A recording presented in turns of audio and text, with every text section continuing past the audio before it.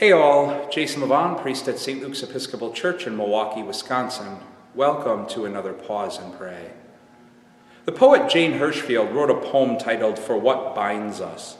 And in it she marvels at this ability life has to use our wounds even as a means of connecting us more closely with one another and binding us to a more beautiful whole.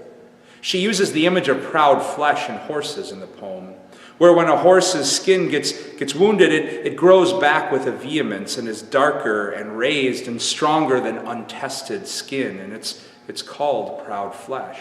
And then marvels how we experience that same reality from our woundedness in life, finding a beauty even in it that's able to connect us more beautifully to one another and bind us together in a stronger way than ever before.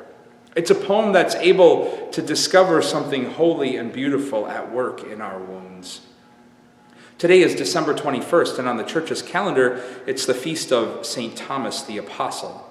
We all know Thomas as the doubter. He gets criticized for his doubt, though I think that criticism is misplaced. But Thomas is a gift to the church in so many ways. One of those ways being his ability to see God in the woundedness of life. We know the story. After Jesus rose from the dead, he appears to his disciples in this locked room, but Thomas isn't there. And when they tell Thomas, he says, I'm not going to believe unless I see those wounds. And when Jesus finds a way back into this locked room again, this time with Thomas there, he shows Thomas his wounds. And that pulls out from Thomas one of the simplest but most profound prayers of Scripture. My Lord and my God.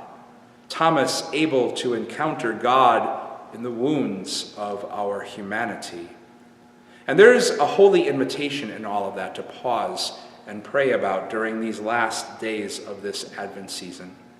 Recognizing honestly that if we're human, that means we're going to live with wounds. We all carry them. But in these last days of Advent, on this feast of Thomas, to pray for the grace to offer our wounds to the very one who offered his wounds to and for us. And come to celebrate one of the many gifts of the incarnation. That if God is going to dive deep into humanity, and to be human means to be wounded, then God is willing to dive deep into our wounds, so that they can become sacred spaces for grace and peace and mercy to enter and create some beautiful, proud flesh that's stronger than before.